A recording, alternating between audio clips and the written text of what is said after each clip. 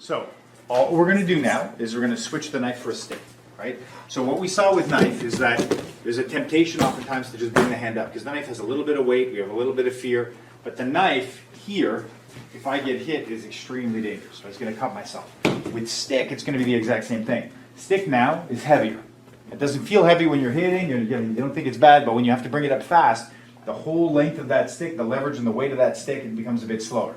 If I do not have the reflex of hitting myself, the weight and fatigue now makes me deviate, and this happens. Yeah? And when you're getting the noodle on top of it, it hurts. Yeah? It hurts, it can cut you open. So you want to always think wrist to the head all the time. You want to bring that over. Not only does that protect you here, but it protects you on the back to some extent, or if it's more spiked, defines your space. If someone is behind me and that's happening, right, that's going to keep people away. So boom, I can contour it tight to my body, or I can think of it spiking providing no one's behind me. But I always, always, always index the wrist on the head. Yeah? Now we're going to talk about hitting with the stick shortly. And when we talk about hitting, we're going to get into more detail.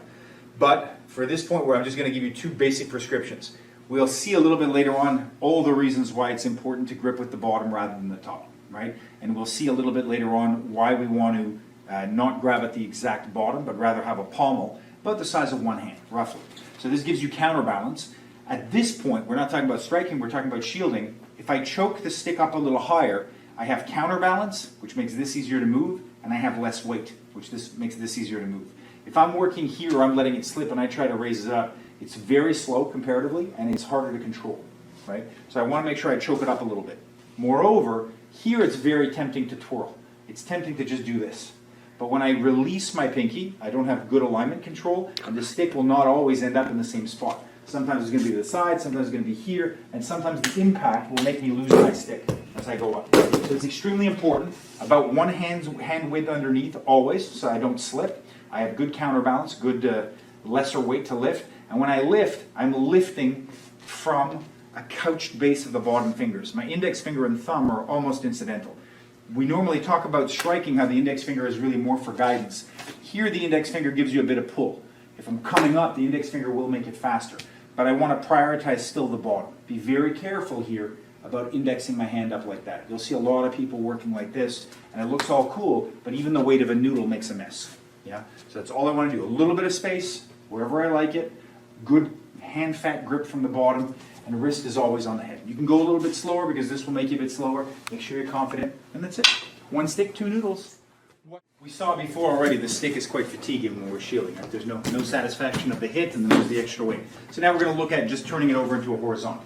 So when we go horizontal with our hands bare, sometimes we don't notice when we do this, right? And there are entire styles that teach this, right? There are a lot of styles that teach shielding like this as a brace, and there are some styles that teach it like this as a brace, both of which I'm against, right? If the intent of the shield is to block, and I place a hand here, and it's no longer providing me with good protection frontally.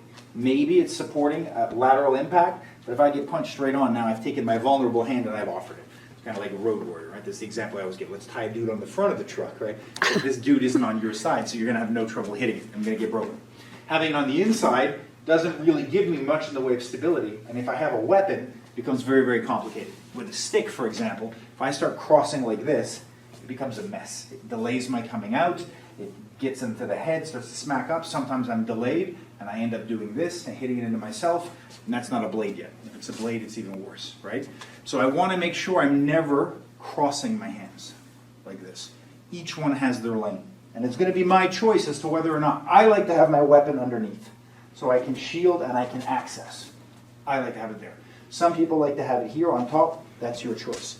All I want you to see is that from any position you'll be in, let's say you're in already predisposed to a cross, you're ready to work. If you were here and you're thinking of shielding, you might find yourself up on top. But again, everything indexes on something. You always want your weapon hand to touch your forehead.